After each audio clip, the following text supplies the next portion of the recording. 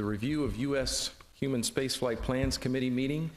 I'm Phil McAllister. I'm the Executive Director of the committee, and it's good to see members of the public present today. So welcome to you and all the members watching, all the members of the public watching on NASA TV and also on the internet. Speaking of the website, the committee is aware that there will likely be lots of interest in the presentations today. The plan is to get them on our website by the end of the day, so hopefully we'll have that up very, very soon. And the website address again is http://hsf.nasa.gov. We'll also have a press event at the end of the day with Norm Augustine. The focus of today's meeting will be on deliberations, so we are not going to have a public comment period, distinct from the other public meetings, but you can still make a comment to the committee. Our website is still active. We're still receiving comments, so we'd like to reserve today for the committee's deliberations since we're getting close to the end, but if you do have a comment, the committee is still receiving those via the website. This meeting is governed by the Federal Advisory Committee Act, so all the presentations and comments are on the record. Please mute your cell phones, and please do not interrupt the committee's discussions and deliberations. With that, the committee chair, Norm Augustine. Thanks, Phil. Good afternoon. Let me welcome everyone here in the room and also those who are watching on television or on the web. Our committee has 19 days to go before we're to have completed our task. We believe we're on schedule. Today, our principal purpose is going to be to finalize the options that we presented when we last met a week ago, and also to do an evaluation of them, and I'll say a little bit more in a moment.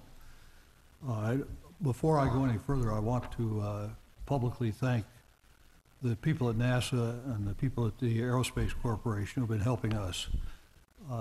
No task has been too difficult nor too unreasonable, even at 3 in the morning. And we're greatly indebted to both the NASA folks and the aerospace folks. Their professionalism, their detachment in terms of being objective, we could not possibly have asked for greater support. Today, the speakers, as you heard, will be members of the committee. We had divided up into subcommittees and into little task groups, and today we'll be talking about first the options that we will be providing to the White House and to NASA. We will be describing the cost analysis that's been going on, and we will be describing the evaluation criteria that we are going to propose be used to select options. We ourselves have been asked to provide options and not recommendations, and so we'll apply no weightings or no total tabulation of the weightings, rather just try to provide guidelines to the policymakers, since those are the people who have to apply weightings, really, given their greater perspective than any of us on the committee are able to have. And finally, we will go through the evaluations themselves. It's our plan that this be our last public meeting. We have, though, tentatively scheduled, as you may know, another meeting on the 24th in case that there are some things that need last-minute cleanup. I'm a believer, as I've said at other occasions, that the secret to good program management is to have reserves, and that's our reserve. At the end of today, it's our hope that we'll have a general good agreement on the options that we would lay before the decision makers and an assessment of those options, but we still have 20% of our 90 days remaining before us, and so we still have work to do, and the computers are cranking as we sit here.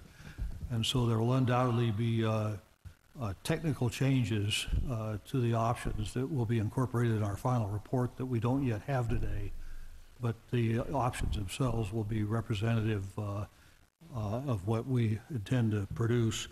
But I do caution that if there are errors or updated technical information or something, we of course would incorporate that in our report.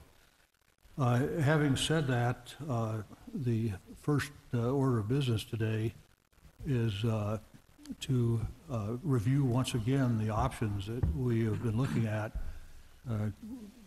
Our colleague Ed Crowley calculated that there were something over 3,000 combinations when we began. We narrowed that down to 800, hope to get a little below that. And so today, Ed, that's your task.